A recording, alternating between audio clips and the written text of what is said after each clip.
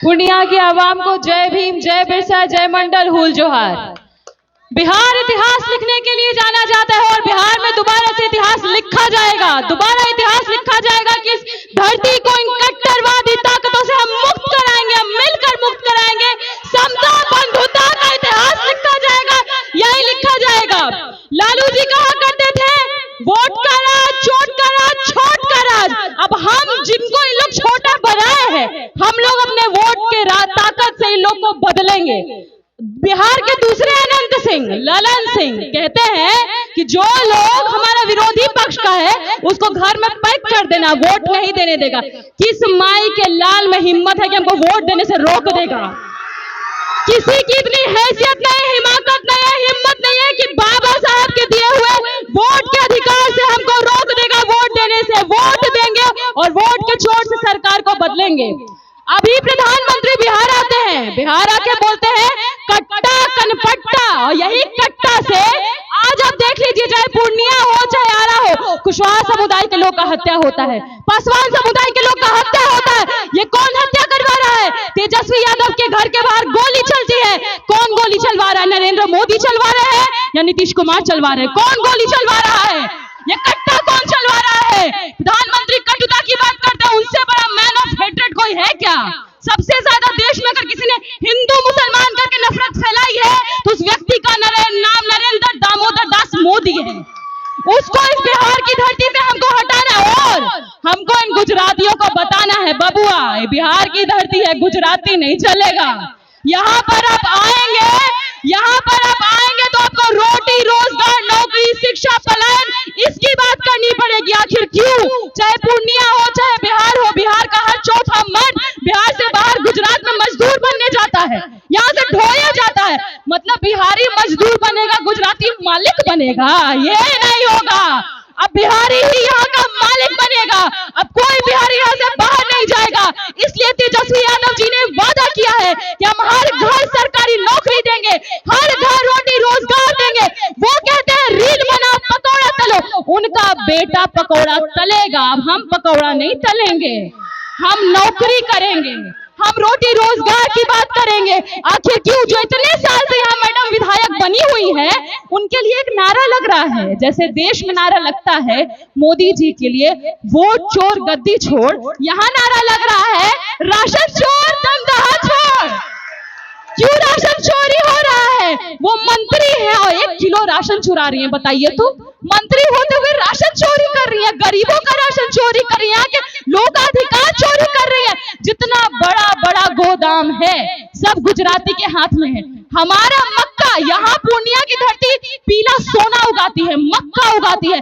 हमारा मक्का गुजराती लेके जाता है, पॉपकॉर्न बनाता है, ऊंचा दाम बना के हमें को बेचता है। अब यहाँ का मक्का यही रहेगा, हम पॉपकॉर्न बनाएंगे, पूरे देश को खिलाएंगे, हम खिलाएंगे, यहाँ की धरती खिलाएगी।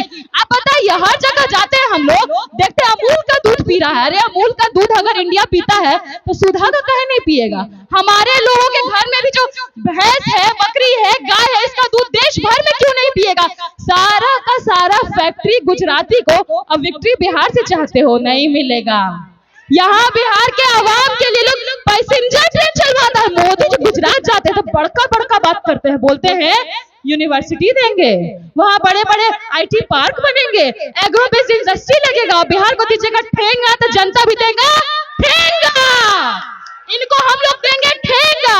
हम यही कहने आए हैं, क्योंकि समय बहुत कम है, हम यही कहेंगे कि संतोष कुशवाहा जी ने सांसद रहते हुए जो यहाँ के आवाम के लिए किया, पूर्णिया यूनिवर्सिटी लेकर के आए, एग्रीकल्चर कॉलेज लेके आए, इंजीनियरिंग कॉलेज लेकर के आए, ये सब काम इन्होंने किया है।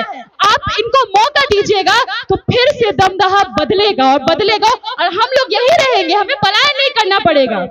तेजस्वी जी को मुख्यमंत्री बनाना है कि नहीं बनाना है? संतोष कुशवाहा जी को जिताना है कि नहीं जिताना है?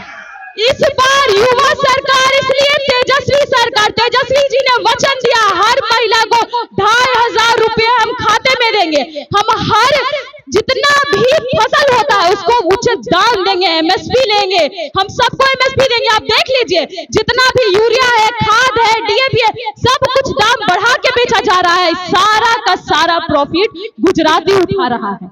अब गुजरातियों को फायदा उठाने नहीं दिया जाएगा।